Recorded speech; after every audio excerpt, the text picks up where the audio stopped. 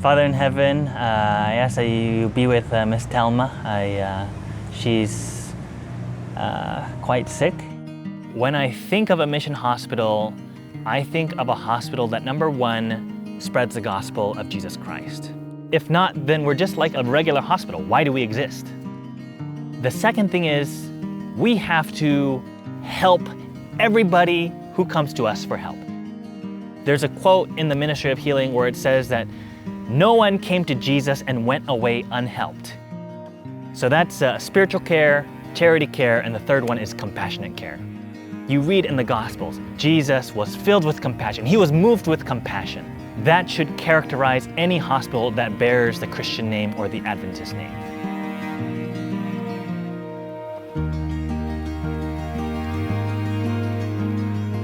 Between first and second year of medical school, I went to Uganda and spent 4 weeks there on a Sims trip. That was really instrumental in changing my perspective on missions, from short-term missions to long-term missions. We were asking the Lord what we should do. I got a call from Scott Nelson, the orthopedic surgeon, and he asked if we would consider Haiti. We prayed about it and we believed that the Lord was calling us to Haiti and that we would go.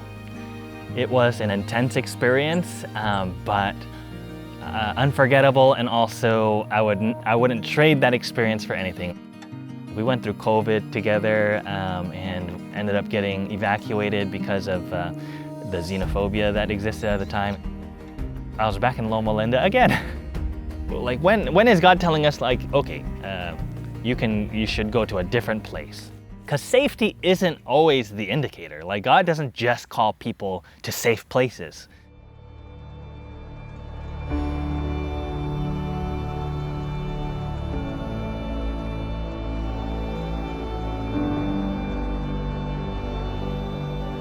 I remember thinking when we got here, like, it's a beautiful country. Like, do we need to be here? On the last evening that we were here, we took a trip to Wilhelm's house. Wilhelm is one of the maintenance guys here, and he was talking to us about the history of the hospital and how it was like one of the best hospitals, if not the best hospital in the country, to the current condition now where it was very not busy. And that's when Michelle and I, on that car ride, both felt a tug. We believe it was the Holy Spirit saying, there is a work for you to do here. The road here hasn't been easy. Patient volumes are they were lower when we first got here. They're picking up a bit now. So it wasn't the medical work that was difficult. It was more trying to help this hospital regain its identity as a mission hospital.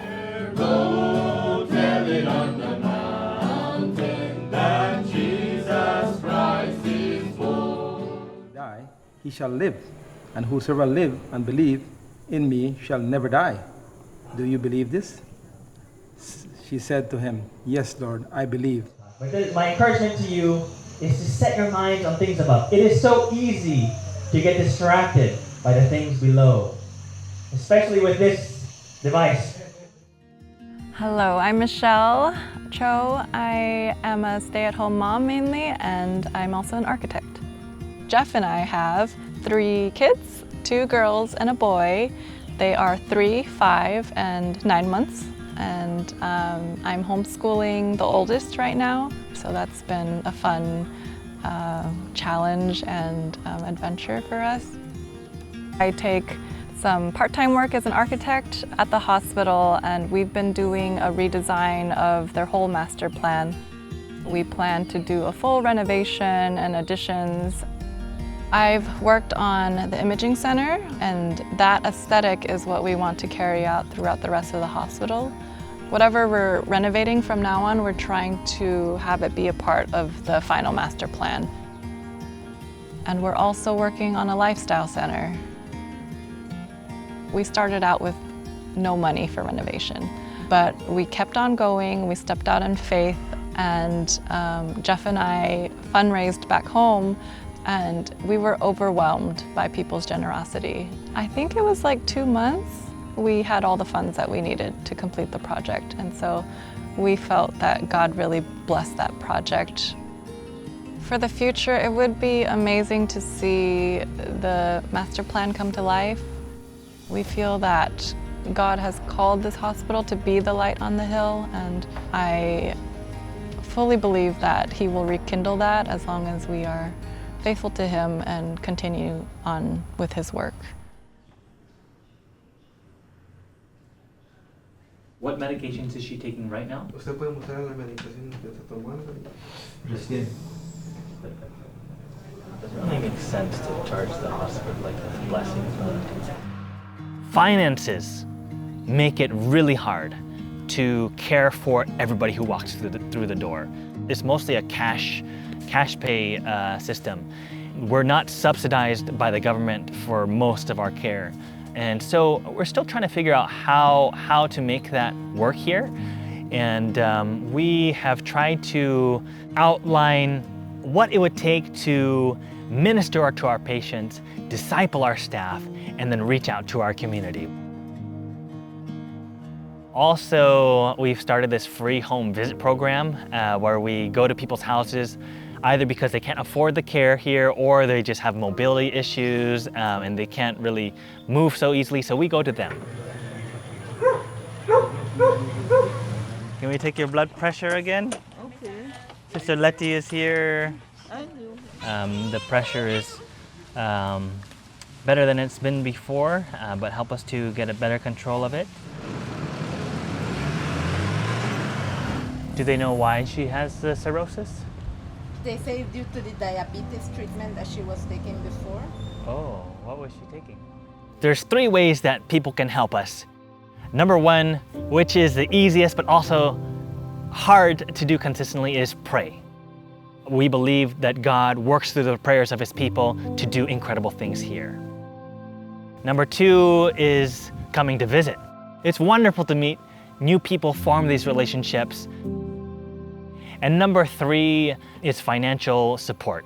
It's been incredible to see the generosity of people and seeing that transform different spaces.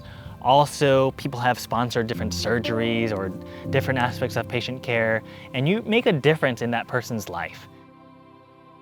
We received an inspiring vision, one that's characterized by service and also by revival at our hospital, more emphasis on prayer. I think it is through that all these positive changes are happening, but we need more.